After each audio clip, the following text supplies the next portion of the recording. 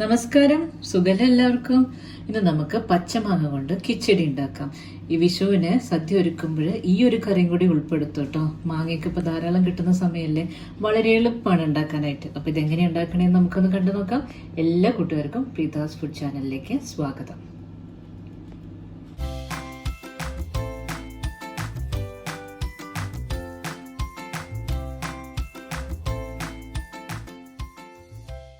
പച്ചമാങ്ങ കൊണ്ട് കിച്ചടി ഉണ്ടാക്കാം. അപ്പം ഞാനിവിടെ ഒരു മാങ്ങയാണ് എടുക്കുന്നത്. ഈ മാങ്ങയെ നമുക്ക് കൊത്തി അരിയാം, ചെറുതാക്കി അരിഞ്ഞെടുക്കാം, അല്ലെങ്കിൽ ഗ്രേറ്റ് ചെയ്തെടുക്കാം. എങ്ങനെ വേണമെങ്കിലും ചെയ്തെടുക്കാം. അപ്പം ഞാനിവിടെ ഇതിനെ ചെറുതാക്കി അരിഞ്ഞെടുക്കുകയാണ്.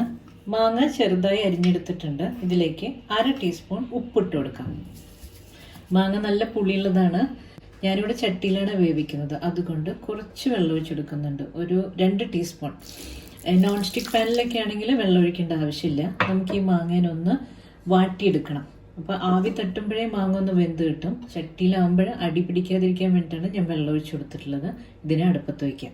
മാങ്ങ വെന്ത് വരുമ്പോഴേക്കും നമുക്കൊരു അരപ്പ് തയ്യാറാക്കാം. അരമുറി തേങ്ങ ചിരകിയതെടുത്തിട്ടുണ്ട്. കറിവേപ്പില ഇട്ട് കൊടുക്കുന്നുണ്ട്. 3 പച്ചമുളക്, 1/2 ടീസ്പൂൺ കടുക്. ഈ കടുകും പച്ചമുളകും നമുക്ക് തേങ്ങയുടെ കൂടെ ചേർത്ത് അരയ്ക്കണമെന്നില്ല, സെപ്പറേറ്റ് ചതച്ചെടുത്താലും മതി. ഞാൻ എളുപ്പത്തിന് വേണ്ടിയിട്ട് ഒരുമിച്ച് അങ്ങ് അരച്ചെടുക്കുകയാണ്. കുറച്ച് വെള്ളം ഒഴിച്ചിട്ട് നമുക്കതിനെ അരച്ചെടുക്കാം. മാങ്ങ എന്തായോ നോക്കാം. 2 മിനിറ്റ് പോലും ആയിട്ടില്ല കേട്ടോ. അടുപ്പത്ത് വെച്ചിട്ട് ആവി കയറുമ്പോഴേക്കും മാങ്ങ വെന്തിട്ടുണ്ട്. ഇനി ഇതിലേക്ക് അരപ്പ് ഒഴിച്ചെടുക്കാം.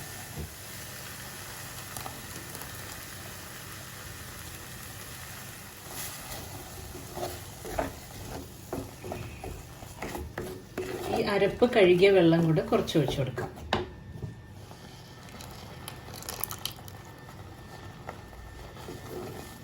ഈ തേങ്ങയുടെ പച്ചപ്പ് പോകുന്നവരെ നമുക്ക് 2-3 മിനിറ്റ് നേരം നന്നായിട്ട് ഇതിനൊന്ന് ഇളക്കി കൊടുക്കാം.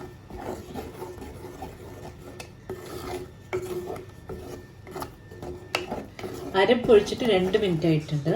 നമുക്കിനി ഇതിലേക്ക് തൈര് ഒഴിച്ചു കൊടുക്കാം. ഞാനൊരു 1/2 കപ്പ് തൈര് ഒഴിക്കുന്നുണ്ട്.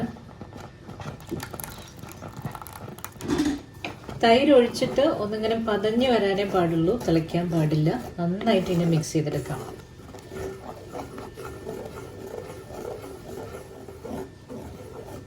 ഫ്ലെയിം ഓഫ് ചെയ്യാം. ഇനി ഇതിലേക്ക് കുറച്ച് കറിവേപ്പില ഇട്ട് കൊടുക്കാം. അതോടുകൂടെ നമ്മുടെ കറി റെഡിയായി. ഇനി ഇതിൽ കടുക് താളിച്ചിടണം എന്നുള്ളവർക്ക് ചൂടാറുമ്പോൾ നമുക്ക് കടുക് പൊട്ടിച്ചിടാം.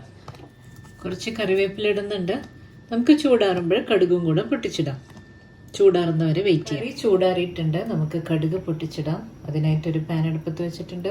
2 ടീസ്പൂൺ വെളിച്ചെണ്ണ ഒഴിച്ചെടുക്കാം. 1/2 ടീസ്പൂൺ കടുക്, 3 വറ്റൽമുളക് ഇട്ടെടുക്കാം.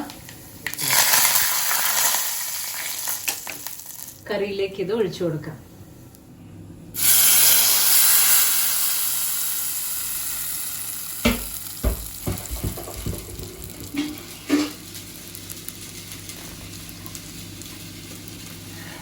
മാങ്ങ കിച്ചടി തയ്യാറായിട്ടുണ്ട്.